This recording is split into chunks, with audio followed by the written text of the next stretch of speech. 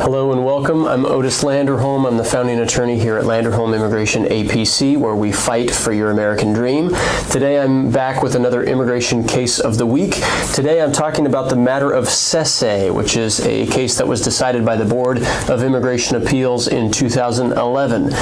This case is an interesting case. They're talking, Mr. A.P.C was a fiancé visa holder, all right? And so if you have a fiancé visa, you should pay attention. The fiancé visa regulations are a little bit tricky because they allow you 90 days after entering and using your visa in the U.S.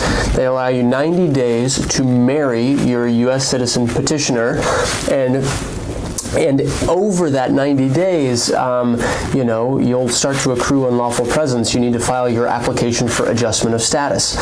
Well, Mr. A.P.C arrived in the U.S. He married his U.S. citizen fiancée. They even had a child together, right?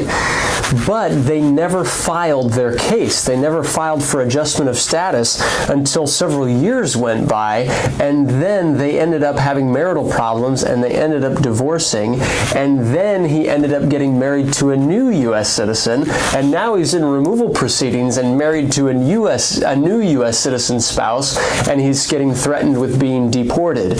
And so then the court is thinking, can he adjust status now that he's married again based on a new U.S. citizen spouse, but he had entered originally on this K-1 fiancé visa.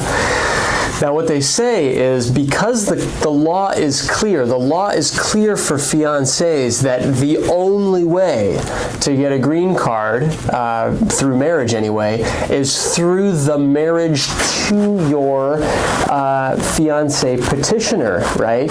You cannot adjust status ever through a new marriage if you entered on a fiancé visa, all right? So the question, though, for Mr. A.P.C was, could they have adjusted him? Could they have granted his application for adjustment, not based on his new marriage, but based on the original one, all right?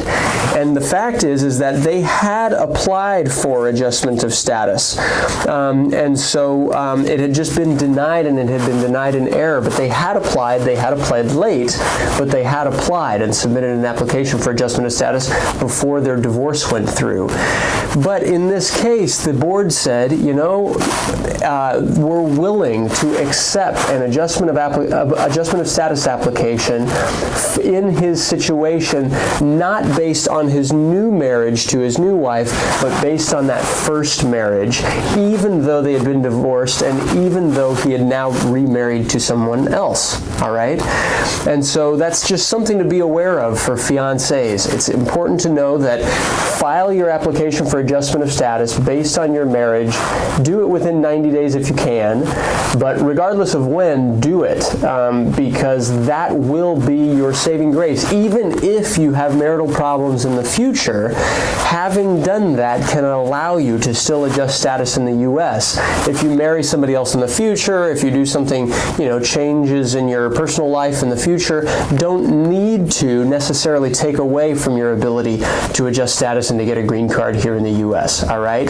The flip side of that coin is not true. So if he had never, filed for adjustment with his previous spouse, he's now going to be barred forever. I mean, there's no way to adjust status through anyone except through that first marriage, all right?